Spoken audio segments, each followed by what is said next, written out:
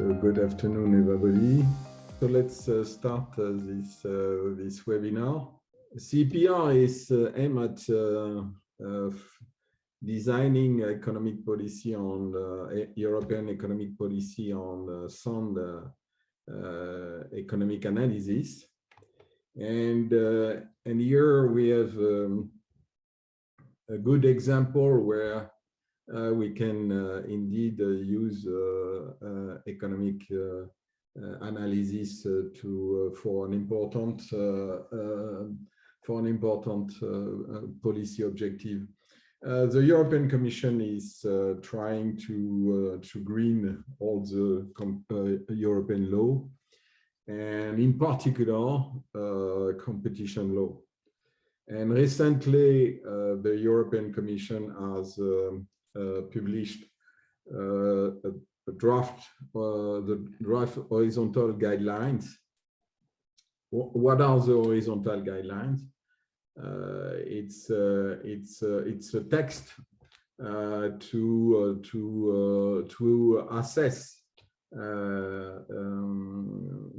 assess horizontal cooperation agreement. As you know, horizontal cooperation agreement are prohibited in the Treaty of the European Union. It's Article 101.1, and there are exceptions if a cooperation agreement promote competition or contribute to, in a larger sense, to consumer welfare, at the condition that there is no restriction in the cooperation agreement, which are not indispensable. And we will discuss this notion probably later. So the idea is to give a legal playing field to the evaluation of this cooperation. I was saying that in this horizontal guidelines, this draft horizontal guidelines, there is a chapter 9, and this chapter 9 is devoted to agreement pursuing sustainability objective. Next slide, please. So the sustainability objective is not only climate change, it's also eliminating any type of pollution, limiting the use of natural resources, respecting human rights, fostering a resilient infrastructure and innovation, reducing food waste, facilitating a shift to healthy and nutritious food, ensuring animal welfare, and the list is not closed. Next slide, please. So there is a very large set of objectives, and horizontal cooperation agreement. Sustainability agreement is any type of horizontal cooperation agreement between firms or between individuals, between associations, pursuing one or more sustainability objective. And the rationale for this agreement, and we will discuss that, is they should in some they should reply, or they should reply to some residual market failures that are not addressed by the regulation policy or by public policy. Next slide, please. So where the economics can get in. First thing, the objective is not to evaluate all cooperation agreement. So it is important to define what it is called safe harbors. That is to say, rules or element or condition that need to be satisfied so that the cooperation agreement, although they are a priori prohibited by Article 101, they can be accepted without to be evaluated. And the objective is to avoid too much cost of assessment, but also, of course, to provide to entity, to firm, to individual, legal security and stability. For example, the example that is given by the Commission is allowing firm to share data on whether or in which the supplier adheres to certain standard, technical or technological standard, a priori reduce the transaction cost, and this type of agreement should be allowed directly by the law. And now there are cases, next slide, where we need to we are go in some sense beyond the safe harbor, and assessment is necessary. And then there are 4 elements that need to be satisfied for an agreement to be accepted, to be approved. Is that it raises efficiency gain, and of course firms or entity need to document this gain. It has to be indispensable,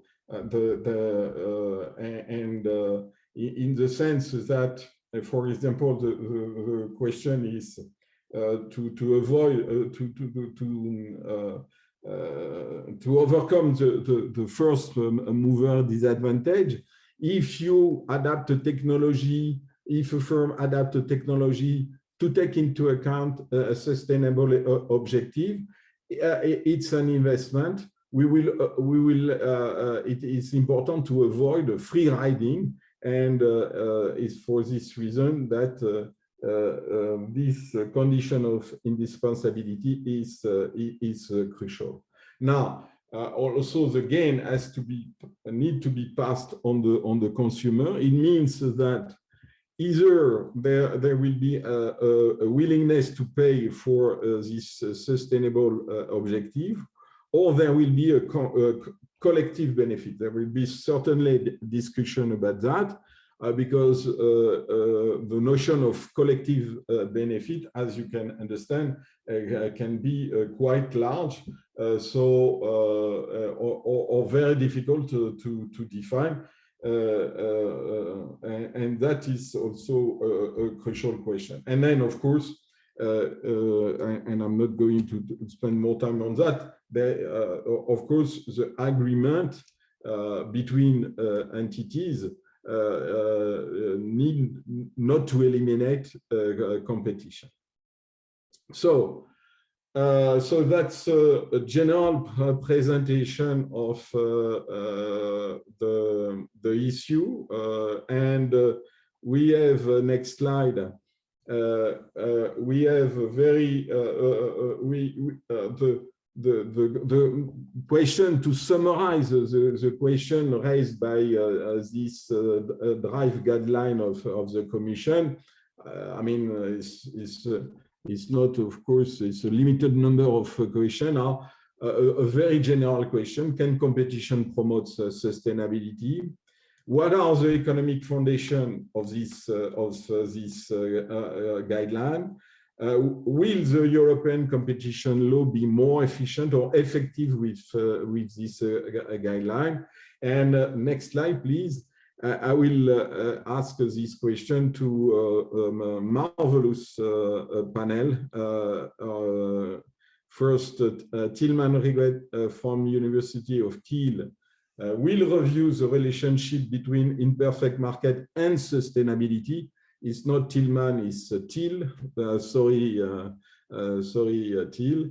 And I was missing also sustainability here.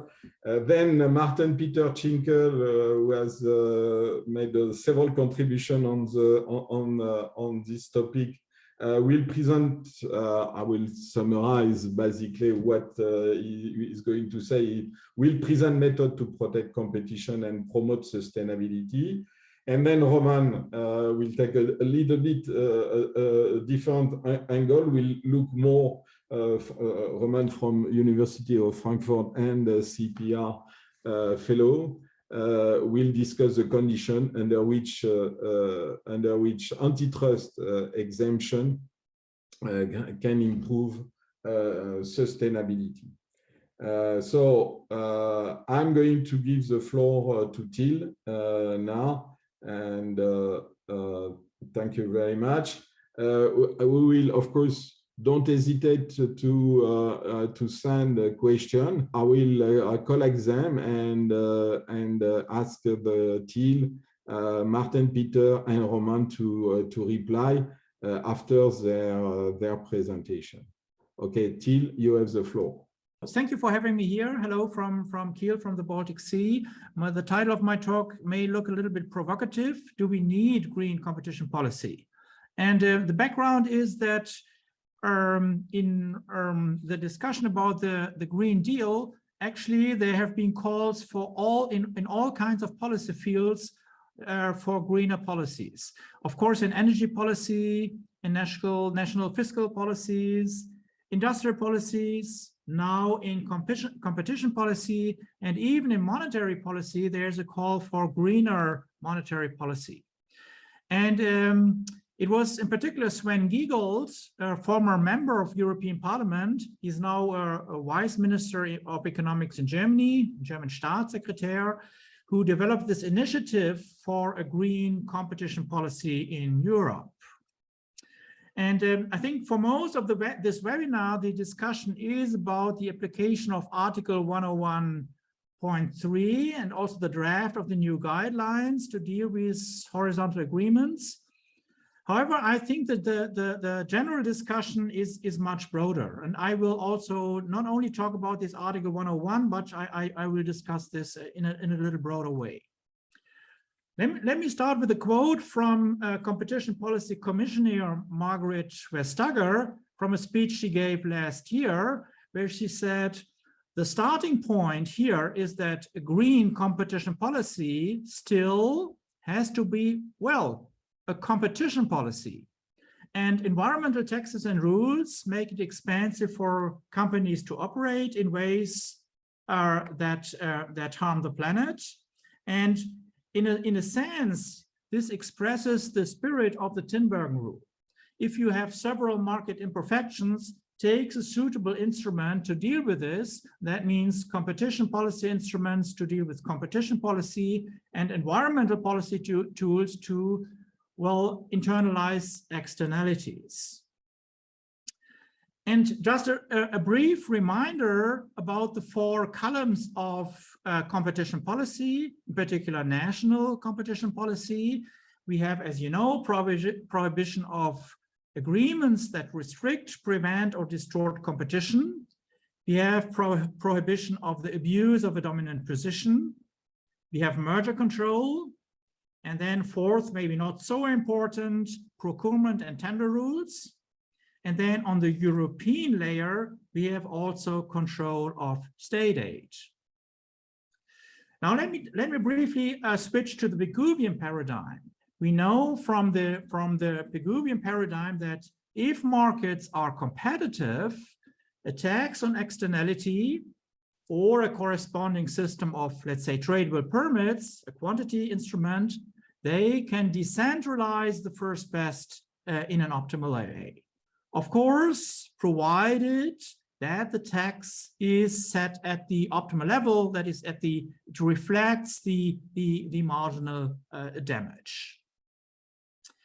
Now, our market imperfection through imperfect competition, by contrast, should be addressed by competition policy as far as that is possible. So the question is, are we talking here about second best policies when environmental policy may fail?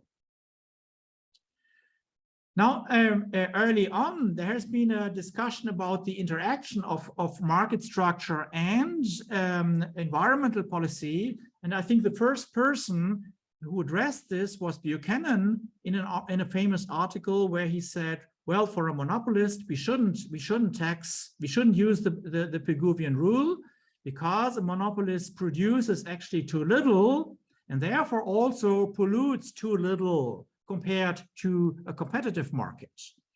And Robert Solow also extended this analysis to the exploitation of non-renewable resources.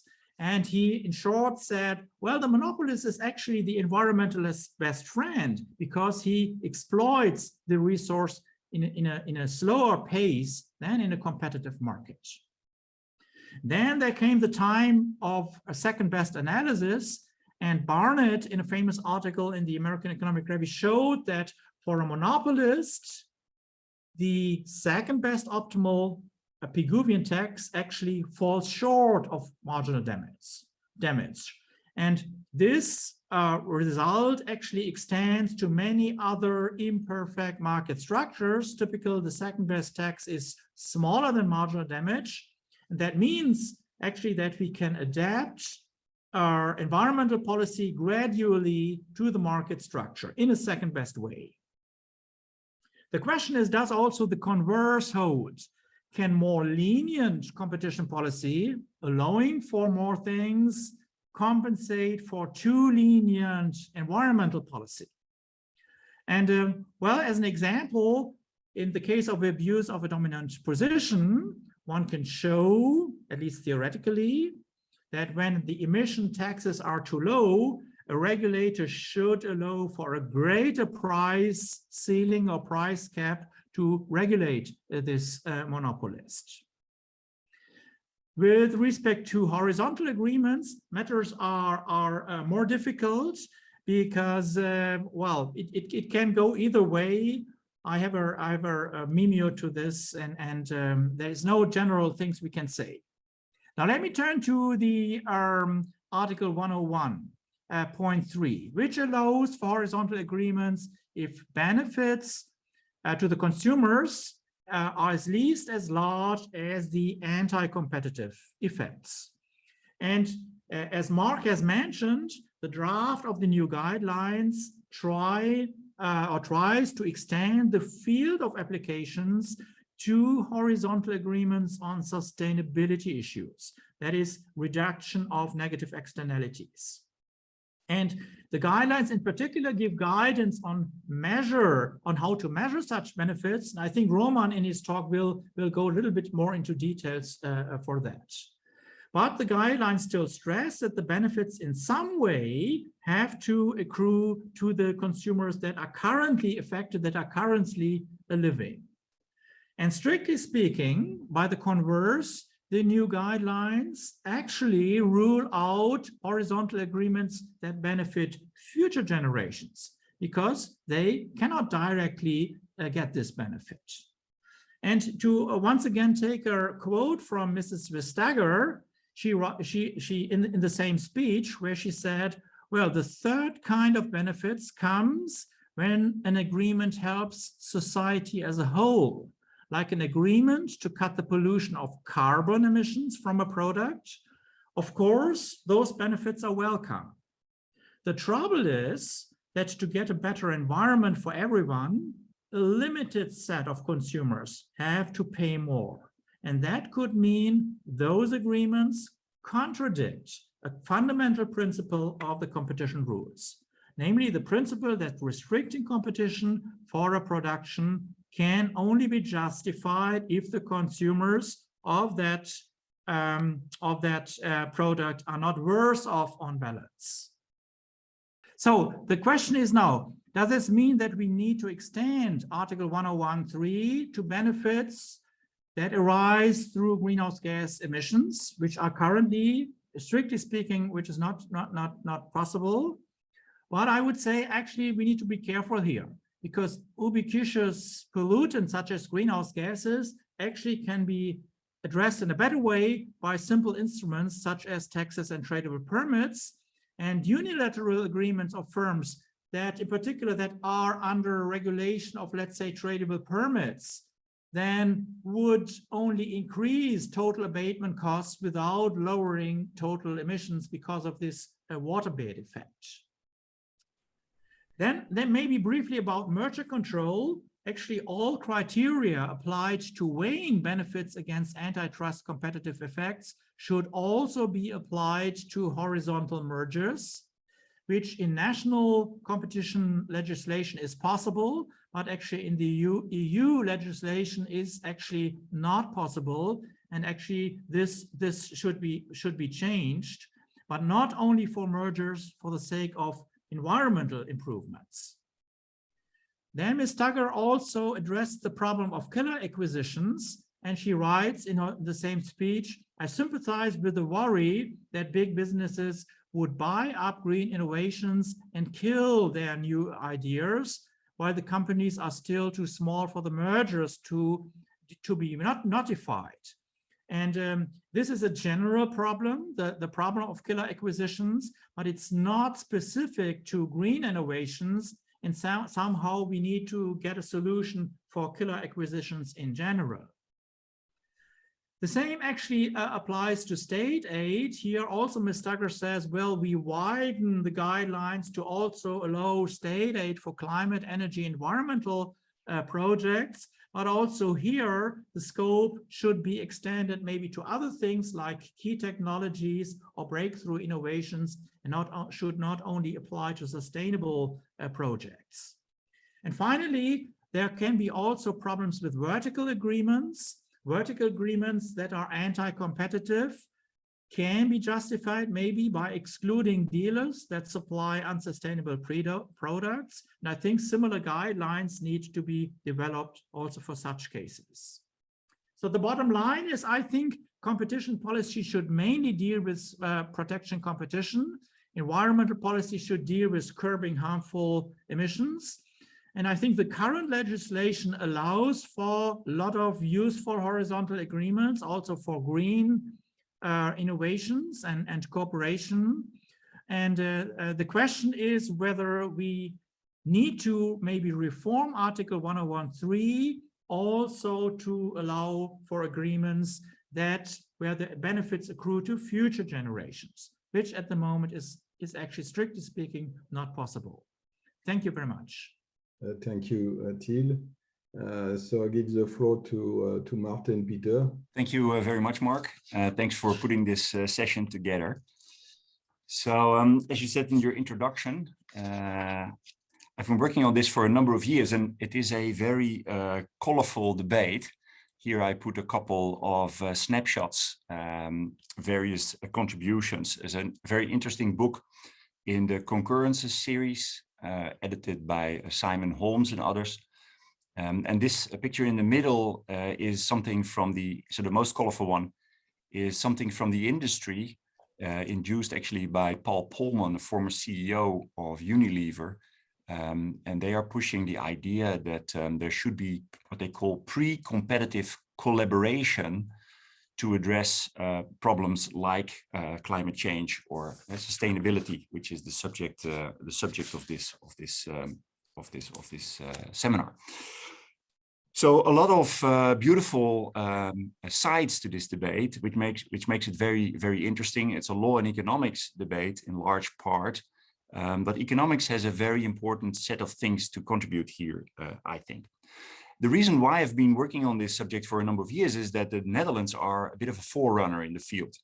And that is because quite early on, already in 2013, the Netherlands dealt with a balancing of a possible exemption under our version of Article 101(3), which is essentially carbon copy under the Dutch law, carbon copy of the European Treaty. And that arose in the following setting. So there was an agreement struck with the Ministry of Economic Affairs actually in the middle as an organizer, an agreement amongst many parties in the Netherlands to move to more sustainable ways of producing electricity. And part of that agreement, so this is a noble thing, and part of that agreement was that the electricity companies who were part of the negotiations jointly agreed that they were going to close down their coal-fired electricity plants or bring that ahead 5 years, and thereby reduce the capacity for producing electricity by around about 10% in the Netherlands. And then the Dutch Competition Authority raised its hand and said, but wait a minute, so this is a wide agreement, but it's an agreement amongst competitors to reduce capacity. That's potentially a violation of the competition law, of the antitrust, of the cartel prohibition.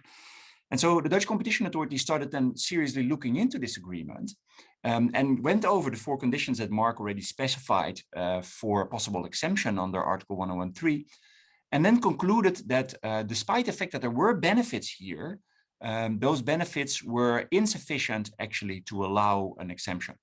And ultimately, the Dutch Competition Authority, after applying environmental economics and so on in a beautiful way, actually in a report that's available in English, it's a very interesting reading, and also some papers were published on this later on. The conclusion of the Dutch Competition Authority was that the electricity prices for the Dutch would go up by a value of 75 million euros a year, whereas the environmental value of the reduction of fine particles emissions and CO2 emissions that were claimed as a result of this agreement were only 30 million a year. And the very important reason why that was so little was that actually the Dutch Competition Authority concluded there wasn't going to be any CO2 emissions reduction because of this agreement. And that was because the coal-fired electricity plants would float their emission rights or not buy them on the European emissions trading system, in the European emission trading market. And so those rights would still be in the system. They would be bought by a German coal-fired electricity plant, and then there would still be the same level of CO2 emissions. So there wasn't any reduction in CO2 emissions, therefore that wasn't valued, and that's why the 30 million came out so low. And so one of the first things I said was, why don't you ask the electricity companies to take a number of CO2 emission rights out of the market to the value of the difference or a little bit more, and then this can be exempted. And then the electricity companies said that they weren't prepared to do that because that was going to be too expensive, and they were already happy with the agreement as was. And so they refused to do that. The Dutch Competition Authority said no, and that caused really quite a stir because it was the Ministry of Economic Affairs that was the ringleader in this now cartel, according to the Dutch Competition Authority. So the case became already quite politically charged, if you like. And the Dutch Competition Authority was told to work on this, and essentially was told that it was standing in the way of green transition. And then a second case came along, which is not an environmental case, but it's also a sustainability case, which had to do with animal rights, so animal well-being. So chicken were bred under very bad conditions, and this was pointed out by an animal rights activist group, rightly so, so-called plofkip. And the chicken branch, the poultry farmers, they got together and formed an agreement where they were going to improve the living conditions of the chicken. And again, the Dutch Competition Authority looked at that, did its analysis, and concluded that this was too light an agreement because the prices for chicken meat would go up by €1.46 per kilogram of chicken breast. And again, this is a very thick report available in English, very, very interesting reading. Whereas the willingness to pay of the consumers of chicken was only 82 cents per kilogram of chicken breast. And so that was less, and therefore consumers weren't fully compensated. And the agreement was deemed to be not acceptable under Article 1013 or our version of it. Now, this really made the ministry angry, and the minister went to the parliament and said the Dutch Competition Authority was independent and everything, but it should have come down on a different conclusion. And the Dutch Competition Authority went ahead and started developing guidelines on the basis of which it would be able to say yes for a change, because it clearly wanted to say yes for a change to an agreement. And these guidelines, this is already a second draft, have been around now for about 2 years. They're still floated, despite the fact that they're fundamentally, they're orthogonal on the important issue of consumer compensation. They're orthogonal to the European Commission's draft guideline. I'll go to that in a moment. And in particular, this is the key thing of these guidelines. Very interesting and revolutionary approach of the Dutch Competition Authority. I disapprove of it, but it's very much forerunning.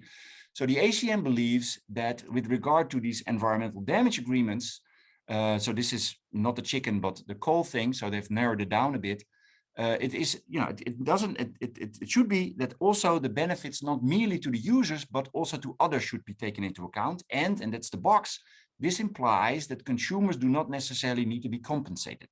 They might be harmed by the agreement, but if there's others that are not buyers of the product that are benefiting in a compensating way, they should be added to the balance, and then there can be a decision to allow a horizontal agreement despite the fact that the consumers are harmed.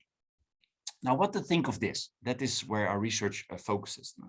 And so for this, we need to take a step back and think about what's actually going on. And I think Til has laid this out quite a little bit more general. But in essence, what we are having here is the observation that there can be a conflict between sustainability and competition. Well, we know that. That's standard public economics 101, right? But the solution that's being sought after here, that's looked at, is the idea to restrict competition in order to stimulate sustainability initiatives. Now, we need to be careful that this is not about restricting output. Okay, so the Buchanan kind of logic, so the second best kind of logic, where you say, well, we can reduce externalities by simply reducing output, which is what a party with market power will do. That's not really what's being sought after here. It's about sustainability agreements. The agreements are supposed to be about the sustainability and not about prices or quantities, expressly not about prices and quantities. And so the idea is that the agreement is going to lead to to a quicker transition to cleaner ways of production. And also it's important to point out it's not about R&D, because we have R&D exemption clauses. It's not about new ways of greening. It's about implementing existing known ways to filter or do a greener production. For example, close down these coal-fired electricity plants, but then they don't happen in competitive equilibrium is the idea. And as mentioned by Til also, we're talking about 101.3, but this very much applies also to merger efficiencies or abuse of dominance and so on. We're also going to have quite interesting possible debates here. But the question that we need to answer first is when we're going down this route, and this is something that the lawyers hadn't really answered when they actively went in this domain, I think, nor the politicians, is should we really expect companies to take more corporate social responsibility, so to do indeed transit to greener ways of production, if we allow them to cooperate? Is there really an incentive for this? And if so, under what kind of conditions? And this is where this first mover disadvantage argument is being floated, but it's very imprecise so far. And there's very few really convincing arguments or examples of this so far in the public domain. Competition authorities are struggling to find cases, actually, also the ones that are looking for them, like the Dutch Competition Authority that has been looking for one for years. And as said, the Dutch have already narrowed this down quite a bit. So it's about fighting climate change and essentially about CO2 emissions reductions, even though really you can interpret the guidelines to be about externalities in general, also fairness and animal welfare and so on, but they want to narrow it down essentially because of a political mandate that's then stronger, because clearly there is a task here, a government task, right, for CO2 emissions reductions and fighting climate change. Now, and by the way, the Dutch have recently found a case where they could say yes. So they have agreed to an agreement between Shell and Total to invite, so not the cleanest customers, also not in the cartel domain, by the way, but so they have agreed that they can jointly set up a program where they're going to pump CO2 in empty North Sea gas fields. And the idea is here, and again, available in English, interesting to read, that Shell and Total would only do this kind of investment if they would work together. So to get the project off the ground was necessary, according to the Dutch Competition Authority, they were convinced. And also they would only collude, if you like, coordinate on 20% of the price. And how that is going to be monitored and everything is a bit unclear, but it was a limited agreement, according to the Dutch Competition Authority. It could be contained that way, and also the benefits would accrue to society as a whole, and that would be more than the cost of the restriction of competition. So here is a positive case that we can debate. But let's go back to the main question. I mean, what do we know about whether corporate social responsibility is stimulated by competition? Well, or actually coordination, so a restriction of competition in this case. Well, actually, much of the literature points in exactly the opposite direction.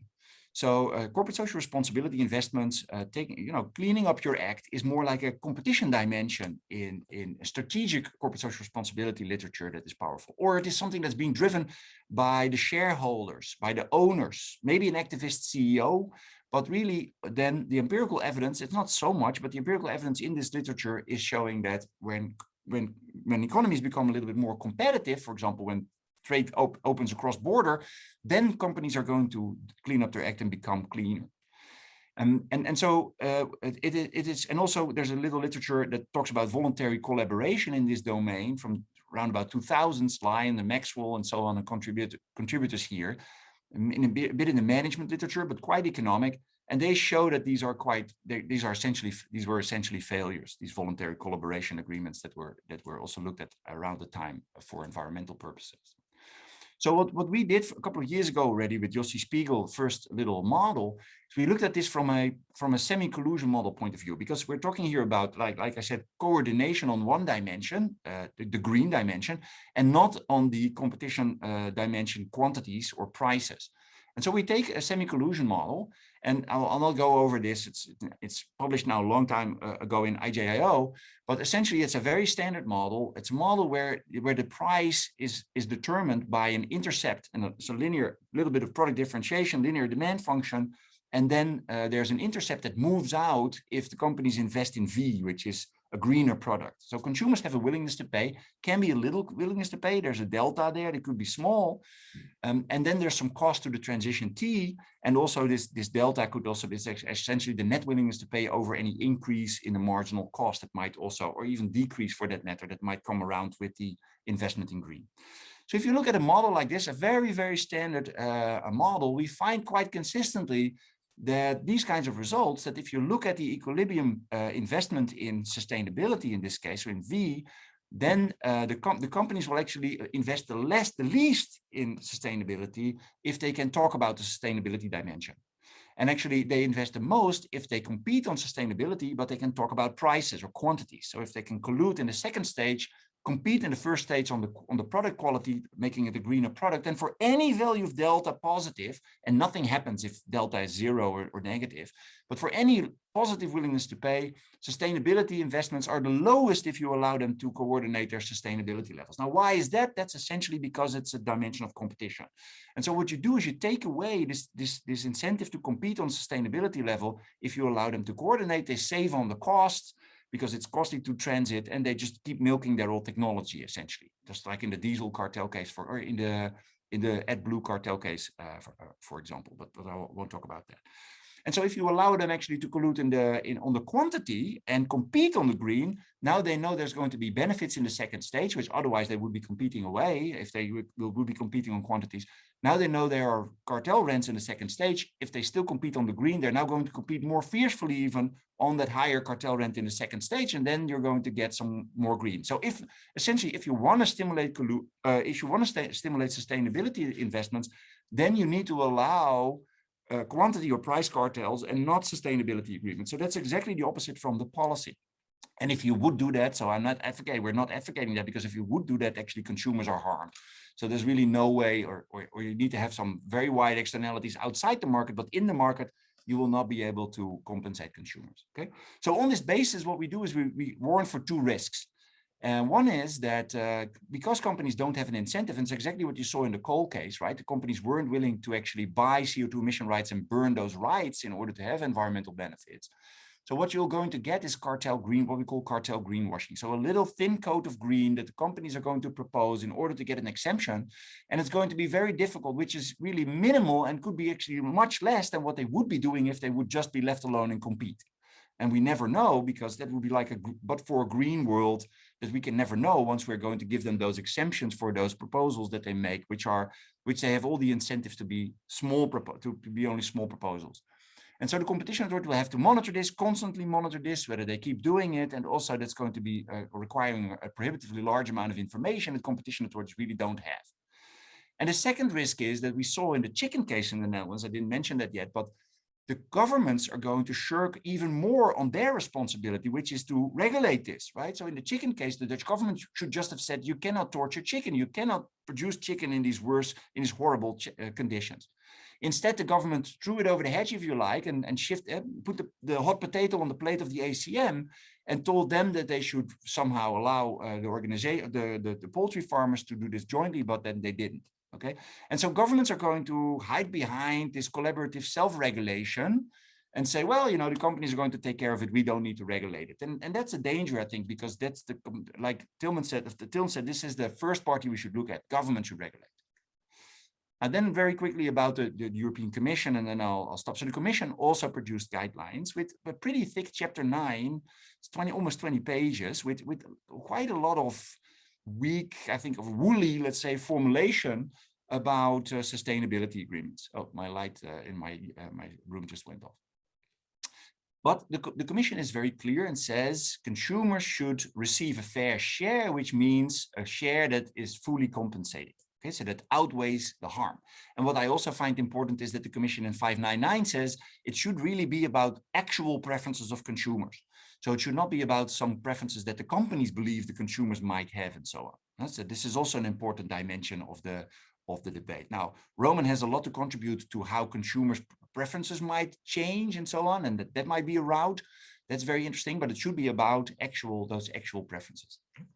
And then here's this article about first mover disadvantage. This is the only mention in the guidelines, and it's a very loose mention. It's, overcoming the so-called first mover disadvantage, where the Commission says there might be cases where the sustainability benefits cannot be achieved if left to the free interplay of market forces. And it mentions free riding, but it's very, very loose. Right? So there's a lot of economics, sophisticated economics, in a pretty loosely formulated little recital. But what are those first mover disadvantages? Well, what seems to be thought of, but it's not very well defined, seems to be thought of as a situation where there's a hurdle that companies won't take in competition. So an individual firm won't benefit, individually will benefit too little to take the hurdle and invest in the green product alone, because others would benefit somehow more than that company. And so the company would have an incentive to wait and see others to go, and then nobody goes, essentially. And then the second step is that apparently the idea is that then if you would allow collaboration, and that would help those companies to overcome this sort of competitive standoff, not to invest in the sustainability, in the greener product or the more sustainable way of production. Now, we know already from the existing literature with Jossi and so on that little willingness to pay is not going to be this, okay? And also we have looked at intrinsic motivation of CEOs in another paper, where also that doesn't cut the mustard. So that's also not going to do it. So then again, you get the result that the sustainability investments are lowest under corporate social responsibility or green sustainability agreements. And altruism is not doing it, or even the threat of existential threat, which some companies have been arguing. We also have factories and they are below sea level. So we really want to invest and so on. That's just not enough to get them to really do the public good, essentially. So what do we need? We need something like spillovers, it seems. So there needs to be benefits, so the effort by one firm that does benefits to other firms, just like in the R&D literature, where of course the semi-collusion models come from. And so there needs to be these kind of spillovers that need to then be very, very big. And then there might be equilibria where in competition nothing happens, and if they collaborate, they're going to invest. And so there's a couple of examples like common cost sharing that have been suggested. And here's also Roman's contribution, one of Roman's contributions. And so it could be something like the development of a green norm, if you like, an experience good, where if some companies start developing this green product, consumers start liking it, and then other companies can jump on the bandwagon and free ride on this investment in the norm, and then also a profit. But really, we need to think about this a little bit more carefully, I think, because, why would it be the case that the initiator company would not itself benefit enough? Okay, so typically the company that goes first builds a reputation for being green, and then consumers will go there. So others might benefit, but it's not obvious at all that they will benefit more, or the original company will only be stuck with losses, or would benefit more if somebody else would do it. And so it seems more like we have first mover advantages here rather than first mover disadvantages, which is actually a much more common concept. So we need to define them quite clearly. And then when they're there, it's still not obvious at all that a coalition will do something about it, because these companies will have a shirking or free riding incentives right there in their cartel, if you like, right? Because now it's not clear that they still would want somebody else to invest. And so they're going to, you really have to look at stable coalitions here. And it's not obvious from some preliminary results that we have that these stable coalitions actually exist. So to conclude, it's a very sympathetic field. So that's also why lawyers and competition authorities, I think, wholeheartedly and honestly have jumped on it. But it risks to be counterproductive, because we really need very large spillovers, and it's not clear for this to work, and first mover disadvantages. And it's really not clear that there are examples like that. There haven't been many or any convincing ones. And we're saddling the competition authority with a huge task of identifying these things, and it's going to take a lot of resources and a high risk of abuse by cartel greenwashing. And so now I have some advice for competition authorities who want to go this way. So they really need to ask that there is a stuck gray equilibrium, and that there's going to that's going to be unstuck. It's not obvious, and that it's temporary, and then also the agreement should be really necessary for this. So is this actually, these benefits, cartel specific? Is it really only going to happen when you're going to allow for a collaboration? So I think overwhelmingly the literature shows competition authorities should be skeptical. Therefore, they should stay tough in this domain. And that's why I'm against stretching the compensation criterion from full compensation to less than full compensation and taking non-consumers on board, or so-called out-of-market efficiencies. Because if you're going to do that, it's going to be very difficult for a competition authority to say no to agreements, because there's always going to be benefits for others, which is great. But then how are we ever going to stop companies from doing these greenwashings? I don't see that. And that's why I think the Commission is right to be stricter on this in the draft horizontal guidelines. And I hope the Commission will stick to that in the final guidelines as well. Thank you. Thank you, Maarten Pieter. So Roman, do you want, so could you stop sharing your slide? And Roman, you can have the floor and share your slides. Okay, thanks, Marc. Thanks also for organizing this. Again, thanks, Marc, and also thanks the other speakers for having already introduced some key aspects of the topic.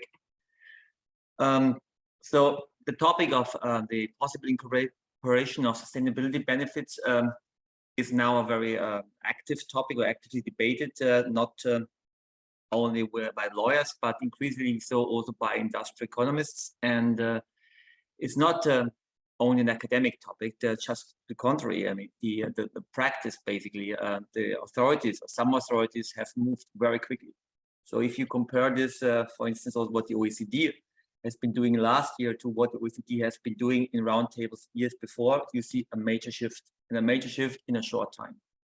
And it's not only that you see it in the reports, you see it actually then in the guidelines. We've talked already about the Dutch authorities' guidelines, the European Commission's guidelines, but you also see it in other authorities' guidelines, and actually in changes in the law, as for instance in the recent change in the Austrian law, where the where ecological benefits are explicitly recognized for agreements. For this talk, I've been asked to first briefly review the Commission's guidelines, and after that, I'm going to talk a bit more like my own ideas about that, but I will relate that very closely to the Commission's guidelines in a kind of like a hypothetical case discussion. So my discussion will be, although there's going to be, of course, economic principles, as much applied as I can, given also that I've been working much in the interaction of the competition economics perspective and the legal perspective. So at the bottom of my slide, you're going to see some self-references to papers I've been writing the last 3 years, mainly also with my legal co-author, Stefan Thomas, on these topics, or also references to some reports that have been carrying out for the Commission, or the Dutch, or the Greek Commission as well. Now, as I said, the first part on the Commission's guidelines. So very brief overview of that.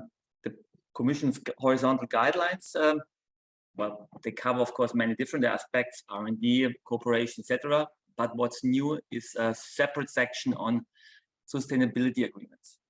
Now, the nature of this sustainability is very broad there. And there are explicit references also to human rights, animal welfare, etc. And that's, of course, due to the necessary broad mandate, due to the different obligations that the European Union as a whole basically has. So a narrow perspective, a narrowing down to ecological, environmental benefits may not have been possible. However, one should say that most of the examples that they're in the guidelines are framed in the context of avoiding externalities. And in particular, therefore, also ecological externalities like CO2, but also biodiversity, etc. One should also say that the guidelines are careful to always address market failures. So the idea of a residual market failure, even though it hasn't been worked out very much in detail, is a key component of sustainability agreements and the efficiencies that they can provide. There is before I go into that issue of efficiencies and the different criteria that sustainability agreements do have to satisfy, there is a part in the guidelines which I think is of major practical importance. Maybe it's the most important part in my view. And this is the area of agreements that do not raise competition concerns or where there is a soft safe harbor. An example is, and that's the point here, is agreements that relate to the creation of a database about sustainable suppliers or distributors. If you just think about what's happening in the area of supply chain regulation, which is both the Commission but also national governments have enacted laws or will enact laws that basically force firms to take care or to monitor what's happening in the whole supply chain with respect to child labor, but even other aspects. That's of course is of major importance, because if you share data, say on the suppliers, the benefits of such a, you could say like at first anti-competitive action, the benefits to final consumers may be very far-fetched. So that possibility of having here some legal certainty in such an important aspect, like data sharing, of course, not on price, etc., but on identity of certain suppliers and on their performance, that is going to be, I think, of major practical importance. So we have in the guidelines some issues, some aspects, some provisions that will be very important, I think, in practice, even though they do not touch what we've been talking about and we'll talk about in more detail, the issue of how to trade off efficiencies with price increases, etc. So that aside, I now go to the issue of efficiencies. So when we have an agreement that doesn't fall into these categories, how should we then assess it? There's two important aspects. One is the efficiencies and the other one of indispensability. Now, as for the efficiencies, and this is why the guidance is also very clear, all efficiencies, so benefits that even under sustainability agreement are accounted for, they have to be, as always, objective, concrete, and verifiable. So there seems not to be a loosening of standards. And actually, what comes then, which is some more details on which efficiencies, one could ask whether these efficiencies could have not been possible even beforehand. However, what's important is that they are now spelled out more explicitly. And that's in particular the aspect of non-use value. I think it's fair to say that previously, when one was talking about efficiencies, of course, there was also the idea of maybe an innovative product creates benefits, but it was mostly about cost benefits, which were then passed on as price decreases. Now, very explicitly, non-use benefits, which of course for sustainability are quite important, that consumers care about existence value of some animal, or that they care in an altruistic way about the externalities that they have with others, etc., that they are now basically taken into account more explicitly. With this focus now on, or this new focus on non-use value as well, of course, new instruments going to be of relevance, how we measure them, such as surveys in conjoint analysis. And the guidelines here mention explicitly surveys. I've touched on this also with my co-authors in some publications. I don't go here in more detail. However, I will relate to this back when I talk about a hypothetical case in my slides after I've been done with the guidelines. So talking about efficiencies, it's a broader, explicitly broader concept of efficiencies without, you could say, without really softening, you could say, the standards that the Commission wants to apply. The other aspect, and Maarten Pieter already talked about this, is the idea, is of the concept of indispensability. So is the agreement really necessary to achieve these efficiencies? Or will not such efficiencies or even higher efficiencies arise without the agreement? So the counterfactual comparison. Here the draft guidelines acknowledge explicitly what Maarten Pieter already mentioned, first mover advantage, also that a sufficient scale may be needed, and also you could say a more behavioral perspective that consumers may fail to appreciate benefits. And a standard example there that also the Commission uses is energy saving. I come back to that later, and also a bit skeptical about how we should take this into account. However, that said, the Commission seems here to be open to kind of not new theories, but open to approaches theoretically founded possibly, but also empirically proven approaches, why firms would want to cooperate, why they need to cooperate in order to achieve certain efficiencies. And also I come back to that later in my example. So summarizing both as for the efficiencies and for the indispensability criterion, the guidelines seem now to be a bit broader and more open to the particularities of sustainability. And now there is and this is the last bit I'm talking about the guidelines, an extra bit, and that's called collective benefits. The practical relevance of this is not that clear to me, given that, and I should have said this beforehand, in my view, my understanding here is that the guidelines are still squarely within the consumer welfare standards. So even though you could say some of the way it's phrased may suggest otherwise, the examples and there where the guidelines are very specific, they tell the story that the consumer welfare standard, including a full compensation of consumers, seems still the guiding principle. But maybe it's also something we want to discuss later, the issue of full compensation. So within this full compensation consumer welfare paradigm, there's then a new element. And this is the collective benefits element. It acknowledges that a consumer, after that cooperation, may be better off, not because he himself values the product that he consumes more compared to the price increase, but because the changed consumption of the others benefit him, as in the case, obviously, of reduced externalities. And let me take this as a starting point to go into a hypothetical example. So I'm now going to reflect on the guidelines that I've hopefully have now explained, at least the key issues of efficiencies, indispensability, and the collective benefits add-on. I'm going to reflect on that through the lenses of a hypothetical example. So the example I'm using is completely hypothetical, is that of a jointly agreed introduction of a new car fuel. So like old economy, old car wise, it's still a combustible engine, etc. Yeah. The idea being that the firms together would agree to introduce a cleaner car fuel and phase out an older one, where consumers do not have an immediate use benefit from the new fuel. It's not more performing, etc., but it has lower emissions, let's say.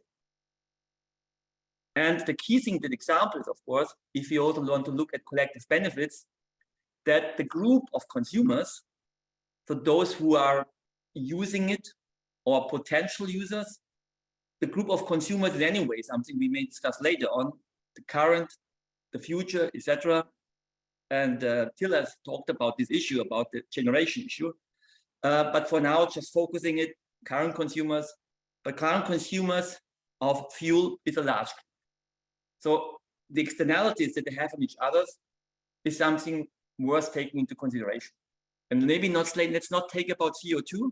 Yeah, let's take about more like a local emission, an emission basically that has a local effect. So when a change in the car fuel takes place, it does have an effect on the well-being of the consumers in the relevant market. Okay, so the idea of a collective benefit is here then, you could say, relevant. Maybe there are not that many cases, but you could think about at least that case. And let's suppose the previous attempts to introduce this new fuel have failed because there was an insufficient take-up. Yeah, let's say a company has already tried it, but changed it at their own stations, but consumers just didn't opt for the more expensive and otherwise not better performing fuel. So how would we now evaluate this or assess this in terms of efficiencies? The first, given that there's a price increase, there must be something to counterweight this. The first standard approach is what I could call here then an individualistic consumer wealth analysis. So we would like to elicit consumers' willingness to pay for this new type of fuel. And if there's no data yet, okay, you could say, why not use the data when the fuel was already introduced, and then you're going to find out willingness to pay zero, but they come to this later on. But another tool would be prospective for the future, then to use a hypothetical analysis. And in particular in environmental resource economics, there have been, not only there have been there's a long established expertise of using service and conjoint analysis, both there, but also you could say marketing science. Less so actually in industrial and competition economics, and I think this is a big gap in knowledge that needs to be closed in cooperation with marketing people and environmental resource economists. So in a hypothetical conjoint or hypothetical choice experiment, we could, for instance, now assess or try to assess consumers' willingness to pay. And we could do that in a setting where what I call here, we change the context. Because if you talk about non-use value, not use value like my car performs better, or use value with other products like my razor, well, it works, etc. I can feel it immediately. But with non-use value, like I'm reducing the emissions for others, how do I feel about that? Here, the context is, of course, very important. Context meaning, am I aware of the benefits? Which information do I have? And also, when I'm talking about, when I'm thinking about it, and maybe responding to these questions, what norms, particularly what social norms are triggered?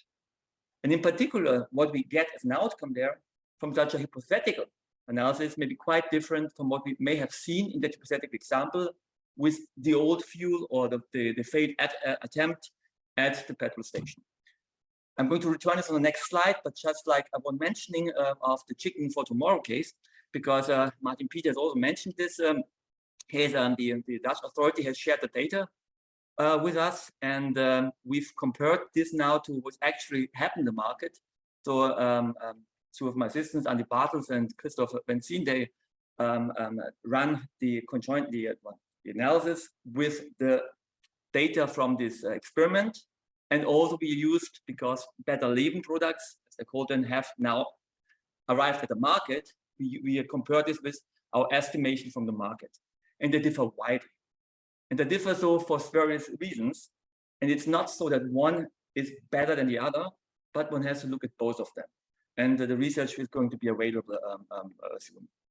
Let me, however, add some more general comments on measurement, because that, as I said, is now one regarding efficiencies, not a major change, you could say, but a widening up, at least, an explicit widening up of the guidelines to acknowledge non-use value benefits, and then we have to think about how to value them.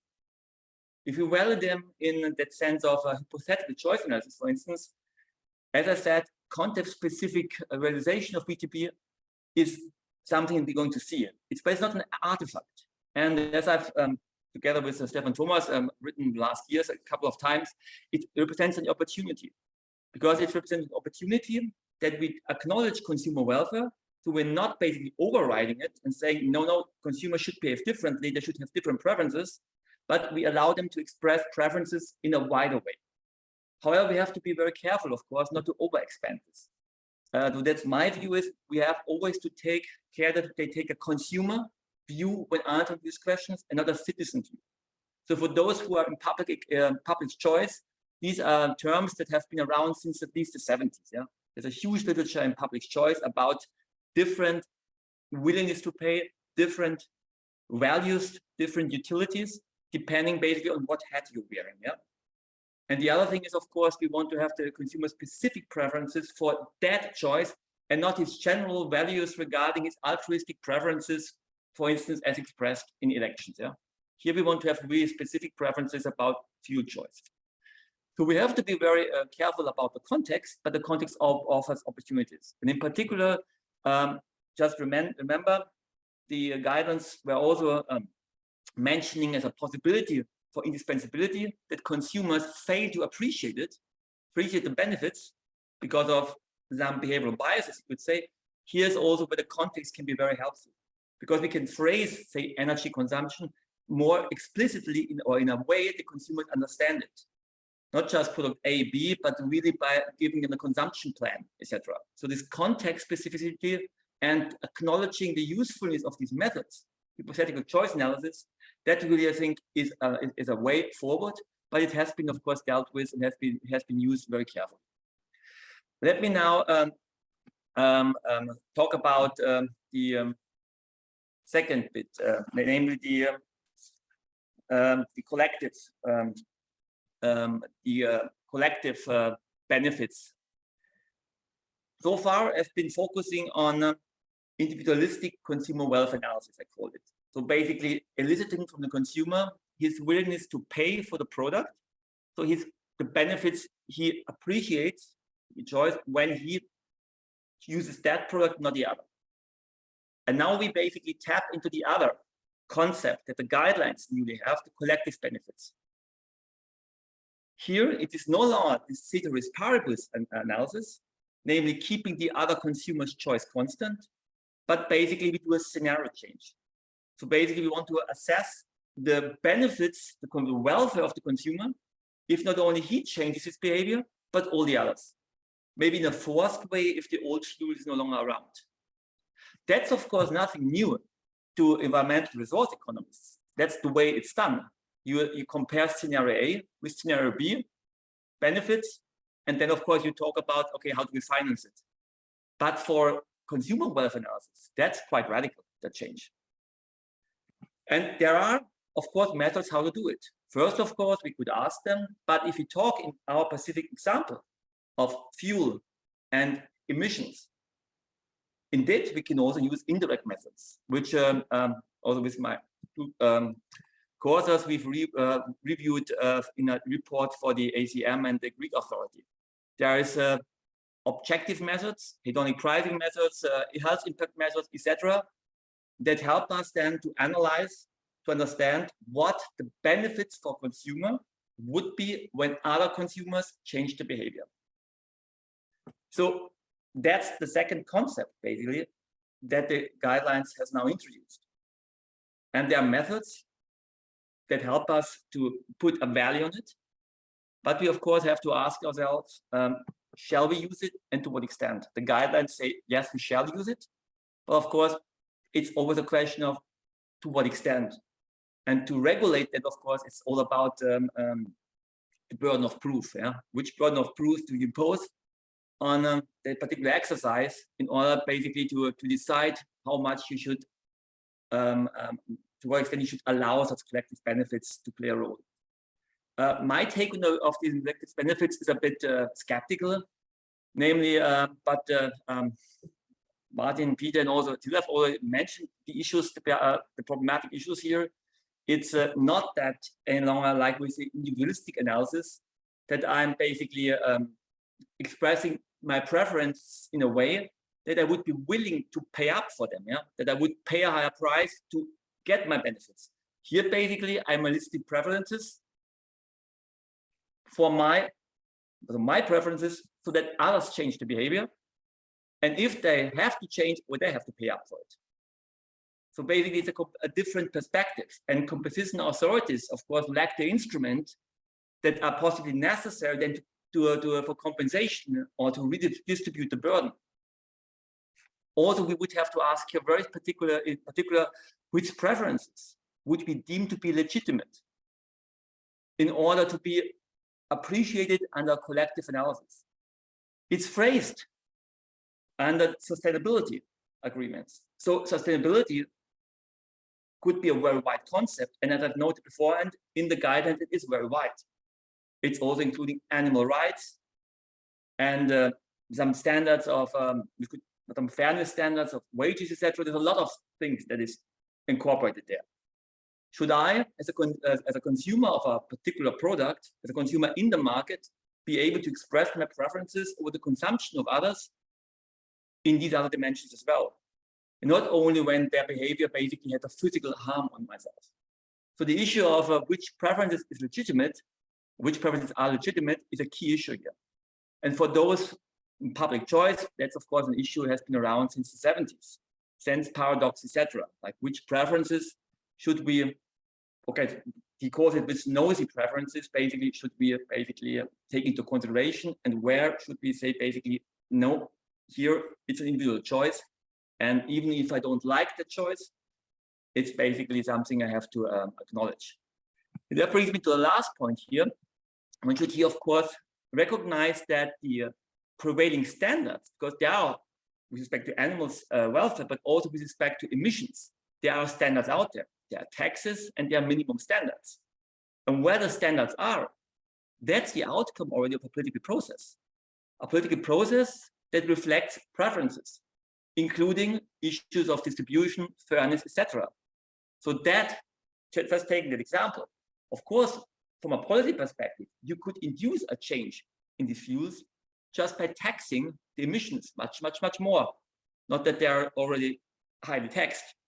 And that would, of course, induce a change in behavior. And as a policymaker, you could then also impose other changes that, for instance, allow then a redistribution of the burden. For instance, by giving tax breaks for commuters, etc. So all these instruments are not available to competition authorities, and the way they take into account the other dimensions, fairness, distribution, etc., is unclear. So let me finalize with this slide. So as I said, or the guidelines do open up, I think, new opportunities. Not only the safe harbors, etc., which are going to be very important, I think, but also if we are really in cases that have to be assessed under 101(3).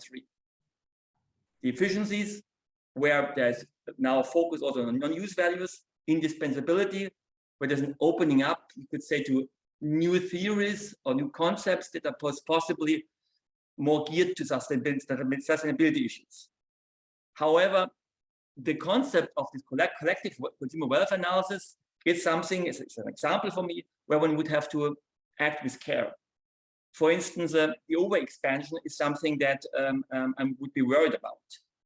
That doesn't say that the guidelines will lead to an overexpansion, because there's one issue that's in there that's of interest, is the issue of a residual market failure. So that, I think, is going to be a little bit of a way to regulate how much these benefits will be taken into account or not. The last thing is, and then I'm done, Marc, is this also regarding to regarding the last article I've been writing with Stefan Thomas, is there also other ways to incorporate sustainability benefits in competition law. And one thing I've been writing now about is the ancillary restraints doctrine. I'm not going into that, but it raises a key issue, and namely the issue of political or societal legitimacy. I think we're all a bit concerned about, yeah. And here, the last word on the Dutch, because we're talking much about the Dutch government, the Dutch Competition Authority, I think where it does the right thing, because it really flags out CO2. It flags out CO2 reduction because there seems to be, in my view, a mandate. And that's basically what I'm proposing here with Stefan Thomas, is that there must be a mandate, a clear, specific, also measurable mandate that's given by the legislator, and that can then be used basically to enrich, you could say, competition, policing, and law enforcement. Thanks. Thank you, Roman. So we have 10 minutes for question. There are not too many, but there is first a general question. Is it seems that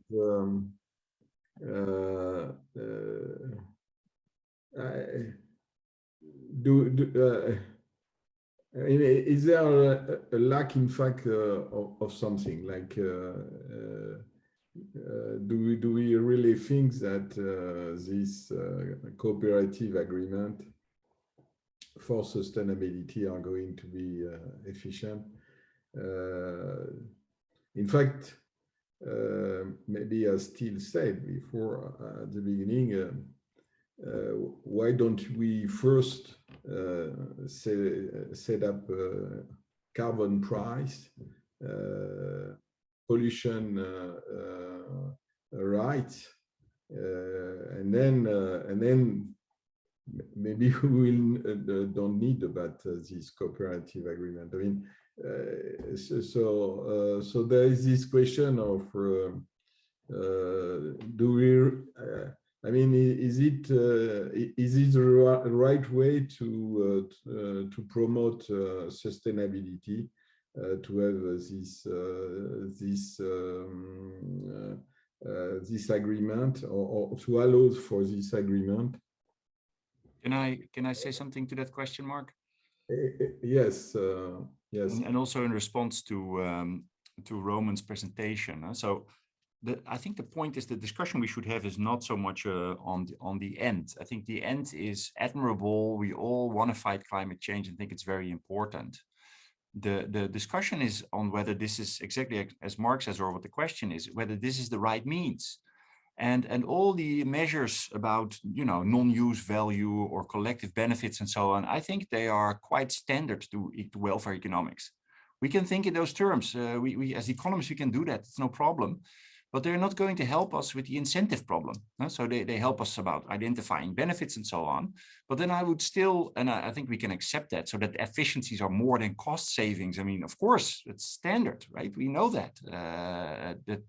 But still the question then is, should we take this route of restricting competition? And there overwhelmingly, the evidence is that it's not going to overcome the incentive problem. And so you're assuming in your example of the fuel, you're assuming that the companies are now going to implement it. And then all these benefits, I accept all those benefits, but the assumption is a big one. We should be talking about whether this is a means to those ends, I think. But the question is really, well, what the evidence is. Just two things. One is, I think the way Till has presented this, I think is very important that Timbergen principle, etc., one instrument, etc. But the reality, of course, is different. Competition law was never designed to only maximize consumer welfare. It's something the way we've rephrased as economists. Competition law, for instance, was always, at least in Germany, also in Europe, I guess, an important element to rein in the political power of large companies, for instance. It's not that one law, one objectives. That's not even like stop with lawyers. That's not the idea of the legal design as such. So I think we shouldn't kind of overburden the discourse by that idea of being like very strict in that economic sense. Yeah, as we are often. The other thing is about the evidence. I'm not advocating that. So I don't see how that is an answer to the means. No, but this is an issue of, okay, it's we shouldn't, as a principle, just rule out that competition law should not serve or basically not be an hindrance to other objectives. However, the evidence issue, I'm not seeing clear evidence that if firms cooperate, that will lead to a reduction then of sustainability. Neither in evidence, empirical evidence, but also not in theory. One word on this. The assumption that we should model, talking about the model sustainability as a quality increase is completely wrong. It's absurd because it misses the key points. One is its non-use value, and that is where all the social issues come in, or the social norms. The second, it misses all the other key points that companies may have a non-profit concern for it, for quality not. And if companies have a non-profit concern for it, like really complex combination mathematically, then you get the desired effect. Well, it's not out, the paper is out, I haven't just mentioned it, the paper with Jossi Spiegel, where we show that if we have these benefits of companies, these direct benefits for sustainability, then a corporation very trivially increases that. Why it's very trivially? Because under corporation, you put less weight on your own profit. If you put less weight on your own profits, you put some more weight on sustainability, if you do care about it. It's very, very trivial. And if you're missing that out, if you think, oh, it's about quality, it's about quality. It's about sustainability, which is something else. Well, it's a bit strange about what you are saying, and at the same time, you are advocating for conjoint analysis to evaluate willingness to pay. I mean, that's do you really think that we can get something out of this type of analysis, really to sustain a policy by evaluating what people are declaring their preference? I mean, the problem is right now it's very difficult to implement carbon tax just because people are not really are ready to pay. So of course they are ready to for any sustainability objective, but then they are not ready to pay. It's what we are. So I'm very surprised that you take into account all these elements in the picture, in particular on the objective of the firm, and then you believe that just looking at what the people are going to ready to pay, there will be we can accept this type of agreement, for example. No, but why do you think? I hope they haven't made such a naive impression. And as I just said, it's okay anyway. Not about what I'm thinking. It's about basically what the authorities are going to do. And I'm very optimistic, particularly with regards to the Commission, that they now have an open mindset, but they're still going to be to set very high standards. And that's all about it. Let's forget about the firm's preference, etc., because it's another kind of discourse. Just thinking about how to we incorporate non-use methods. There's a long tradition of conjoint analysis, etc., in other areas. I think we, as economists, the IO economists, are very much brainwashed in a particular way. But it doesn't think that this brainwashing is not good to some extent, because it really has some discipline. And it's not going to, we shouldn't throw out the discipline. But we should be also open to these kind of difficult issues when we come to non-use value. I mean, the point is also, okay, we think we're measuring it. Yeah, we have our own analysis of IO, you know, that our tools, but actually we're never really measuring willingness to pay in the right way. It opens up a discussion, and let's see where it goes, but always some discipline and always some care. And I'm trusting the authorities in that. Thank you, Roman. Till, do you want to add something? Till? Yeah. I'm not sure that I fully understand, Roman, what you said. But actually, I would like to come back again to the problem of CO2 emissions. I mean, if we look strictly at the guidelines, these are actually benefits that accrue to future generations, unless, as you say, Roman, there is a large willingness to pay by consumers, or hidden non-use value that we haven't properly elucidated, and that's maybe what you say, and then it might be that we can value it by having better methods. But as I said before, I think just with curbing CO2, there we have actually better and more powerful instruments instead of allowing for more lenient competition policy, I think. Can I add one word? I mean, this is, I think, also an interesting discussion. We could also continue, but the idea, one instrument. If you read the last things that Stiglitz has been writing about this, I think the idea of having one instrument for CO2 is wrong, because there are so many issues involved: distribution issues, industry policy issues, etc. All of that has to be taken into account, and competition policy could be one of the instruments to have a lower CO2 reduction without having too many side effects, or at the same time also achieving other social goals. Yeah, we always think about one instrument, we're reducing CO2, and we think about, for instance, distribution implications because they're just transfers. Well, that's not. The other issue is about knowledge. Yeah, there's all the knowledge being brought together. It's also an issue about, should we have CO2 one price or an industry-specific price, where there's huge discussions about that. And I guess we should be open here a bit more open. Yeah, guys, we need to close this session. Maarten Pieter, if you can do a very quick question on how there is a question on is it possible to replicate such policy for developing countries? So if you can reply very shortly. Okay, I will. I recently spoke at UNCTAD about this subject as well, where this was brought. It relates to my main concern.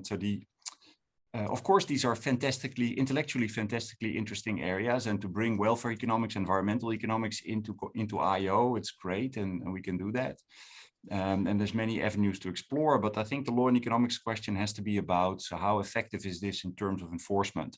And so my concern comes, and it's also my pushback, it comes from the Dutch Competition Authority being too enthusiastic, haven't thought about the downsides in the beginning very well, and then went ahead too far on this green route.